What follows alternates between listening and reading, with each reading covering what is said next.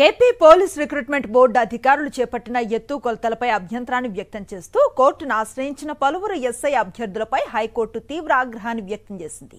భారీ స్థాయిలో ఉద్యోగాల భర్తీ చేసేటప్పుడు చిన్న తప్పులు జరుగుతుంటాయని, ప్రతిదానికి కోర్టుకొచ్చి నియామకాలను అడ్డుకుంటే సెలెక్ట్ అయిన వారి పరిస్థితి ఏంటని ప్రశ్నించింది.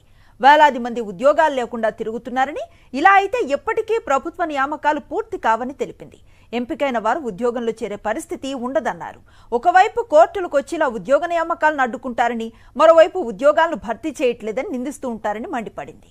వ్యవస్థలపైన ఆరోపణలు చేయటం ఇప్పుడు ఫ్యాషన్ గా మారిపోయిందంటూ ఆగ్రహాన్ని వ్యక్తం చేసింది. ప్రాసిక్యూషన్ ఎదుర్కోవటానికి కోర్టుకు వచ్చిన అభ్యర్థులపై ఫైర్ అయ్యింది. చేసిన తప్పుకు 3 నెలల పాటు ఆయా ఆసుపత్రుల్లో సేవ చేయాలని ఆదేశించిన కోర్టు బేషరతుగా క్షమాపణలు చెప్తూ అఫిడవిట్ దాఖలు చేయాలని స్పష్టం చేసింది. అఫిడవిట్ చూసిన తర్వాత లిఖితపూర్వకంగా ఆదేశాలు ఇస్తామని తెలిపింది. తదుపరి విచారణను ఈ నెల 18కి వాయిదా వేసింది high court. AP police recruitment board అధికారులు చేపట్టిన ఎత్తు కొలతలపై అభ్యంతరాన్ని వ్యక్తం చేస్తూ కోర్టును ఆశ్రయించిన పలువురు ఎస్ఐ అభ్యర్థులపై హైకోర్టు తీవ్ర ఆగ్రహాన్ని వ్యక్తం చేసింది. భారీ స్థాయిలో ఉద్యోగాల భర్తీ చేసేటప్పుడు చిన్న తప్పులు జరుగుతుంటాయని, ప్రతిదానికి కోర్టుకొచ్చి నియామకాలను అడ్డుకుంటే సెలెక్ట్ అయిన వారి పరిస్థితి ఏంటని ప్రశ్నించింది.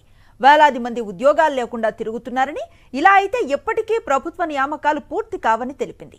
ఎంపికైన వారు ఉద్యోగంలో చేరే పరిస్థితి ఉండదన్నారు.